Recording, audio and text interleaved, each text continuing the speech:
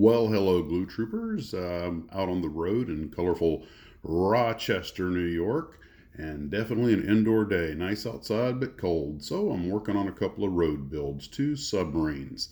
I have the Atlantis 1 to 240 scale Gatto class, which is a repop of the Olin, originally actually a Varney kit that later became Olin, and then it became Lindbergh when Olin became Lindbergh, and has been remade by Atlantis. And I also have the 50th anniversary Marusan 1 to 300 scale nuclear submarine Nautilus.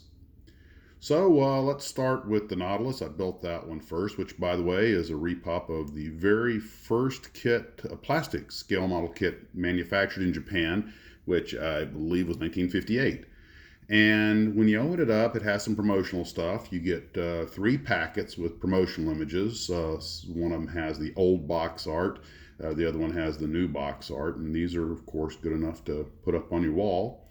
There's also some promotional booklets. One is a color booklet with some pictures on the history of scale plastic kit models in Japan. And the other booklet is mostly just text. It's in Japanese. Haven't got a clue. But anyway, cool stuff worth hanging on to.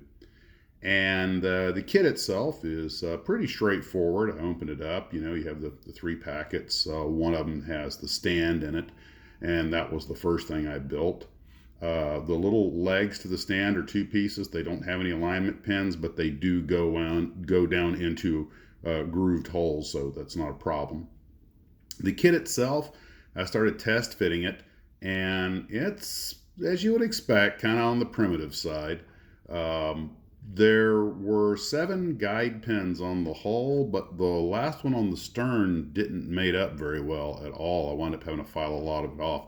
There's going to be a fair amount of filing and fitting. The fits are pretty rough. But the actual trickiest part was the little launcher for the loon, because there are no alignment pins. It's just 2 butt joints. And once I got the flash and everything off and sanded down where it would fit, it just kind of didn't want to stay in place. But I got it together, and then you had to do a little work on the loon, the little airplane missile, little American V1 copy. Had to do a little fitting on that to get it to fit on the wings. But we got it done. And the bow had a particularly tough fit when I put the torpedo tube section in there, which is really not a huge deal because it's not a terribly accurate model to begin with, but that's going to take some filing and sanding and everything. The poor fits are going to mean some extra work, depending on how good you want to make it. Personally, I'm kind of building it for what it is. I mean, I'm going to do some cleanup when I get it home, but I'm not, planning to make a hyper accurize or anything. I'm going to make it look like what it is, a 1958 kit. And little interesting thing, the hatches, the holes didn't line up, and they had to be ground out to get the hatches on. And these are actually 2-piece hatches. You put the big round part, and then you glue the little round part on top of that. Well, one of them, while I had that already glued on the model, I looked and it had popped off, and I went looking for it. I actually cleared the entire table to try and find it. So I decided, well, it must be on the floor. And as soon as I stood up, I found it. I went, oops, there it is. It had pulled a Han Solo on me. If you remember when he hid the Millennium Falcon on the back of the Star Destroyer, it was actually literally stuck to my sock underfoot. And I couldn't find it until I stood up. And then, of course, found it in no time. Princess and the Pea, if you remember that old story. Well, anyway, the rest of it just, went together about like you would expect. Not perfect alignment, but shaving and fitting, it all goes in. One thing I would remind you is that periscope section with all the snorkels and everything, that has to go in when you put the halves together, or you're going to have to lop off one end of it has the tabs on each end. You have to lop off one of the tabs. Not a big deal. So once I was done with it, I was like, it's exactly what you expect it to be. You expect the flash and the poor fits from, as they say in aviation, never fly the A model of anything. Well, this was their first plastic model. There were going to be issues. But for the time, it was fine. It was, the industry was new. This is what people expected.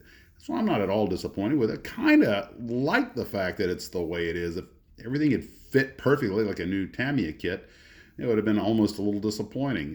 This is a real retro kit. It's the real deal, and inaccuracies and all that's part of the charm. In fact, when you look at it, it really does look cool. It's got a very retro 50s look, almost like something Hollywood would make. And a 50s nuke sub that looks like something Hollywood would make. I might have to make a diorama with the sub and a lizard. What say you? Still a fun little project that once I was done, I packed it away for transport. And the next one I worked on was the Atlantis 1 to 240 scale Gato submarine. And as I mentioned, repop of the old Varney kit. And it comes in one bag with a very nice decal sheet. I might do the USS Drum, as that's the first Gato class submarine I ever got to tour. It's in Alabama, down in Mobile at the USS Alabama Museum. And again, a basic kit, but it has a much better fit. The little tiny cleats are a little fiddly, but they do look good. They give you a few extras from what's on the instruction sheet, but you can use them because the Gato class has a couple more cleats up on the bow. One right on the bow and one over the starboard or right-hand dive plane. And the